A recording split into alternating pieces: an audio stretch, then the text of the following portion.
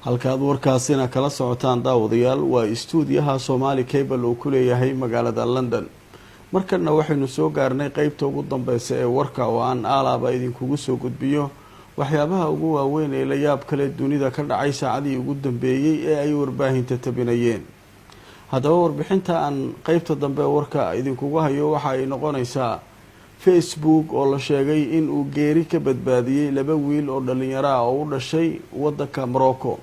haddaba qaab ceenkee ay aaladda Facebook labada wiil geerida uga badbaadisay waxay noqotay hadal haynta warbaahinta caalamka saacadii ugu dambeeyay. laba wiil oo u dhashay waddanka Morocco oo magacyadooda lagu kala magacaabo Khalid iyo Ismaaciil ayaa waxa ay ka soo jeedeen magaalada la yiraahdo Timara. labada wiil waxay aad u jeclaayeen inay fuulaan buuraha waliba xilliyada qaboobaha si ay markaa dhakada sare ee buurta u tagaan.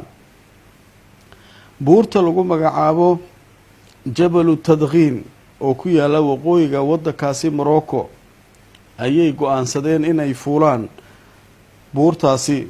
hase ahaatee markii ay buurta meel dhexe marayaan ayaa waxaa la sheegay in ay ku dhufatay dabeyl xoog leh oo qabow wadata, waxaana la sheegay in dabeyshaasi markii ay ku dhacday ay u suurtageli weysay inay kor u sii socdaan oo ay buurta sii fuulaan, balse labadoodu waxay go'aansadeen sida la sheegay inay dib u soo noqdaan.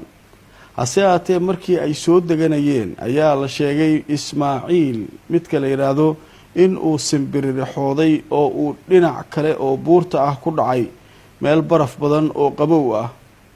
Khalid iyo Ismaaciil ayaa la sheegay inay muddo kala lunsanaayeen. Khalid wuxuu isku dayay inuu raadiyo Ismaaciil oo ka lumay meeshii ay ku wada socdeen markii uu taraaraxay kadib. nasiib wanaag waxaa la helay Ismaaciil isagoo oo markaasi la sheegay in uu lug ka jabay iyo garab.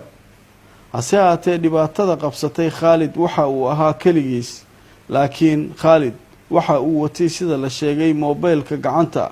waxa uu markiiba sameeyay in uu isticmaalo Facebookiisa isaga oo markaa live uga soo galay dhibaatada halka ay ku qabsatay oo aanay jirin cid kale oo la joogta. السلام عليكم خوش، احنا رواحلين في جبل تيدغين. ليش يشوف فينا راح نواحلين في جبل تيدغين. رد الشي زلق وما عندناش الكرومبوات. اسماعيل رد فوق، اسماعيل رد فيني فوق. Facebook ayuu ka hadlay Khalid waxaana uu sheegay in ay u baahan yihiin caawimaad. saaxiibadiisa Facebook ayuu kala hadlay in dhibaato ay haysato Ismaaciilna uu lug iyo gacanba ka jabay isla markaana ay u baahan yihiin gurmad. saaxiibadii Facebook Khalid ayaa markiiba sheer gareeyay oo markaa u gudbiyay dad fara badan, gaar ahaan mas'uuliyiintii deegaankaasi uu ku yaalay buurta la yiraahdo Tadghin. waxaa markiiba halkaasi ay xukuumadda u dirtay in gurmad loo sameeyo labada wiil ee dhalinyarada ah ee ku dhibaatooday buurta oo meel dhexe ay ka saarnaayeen.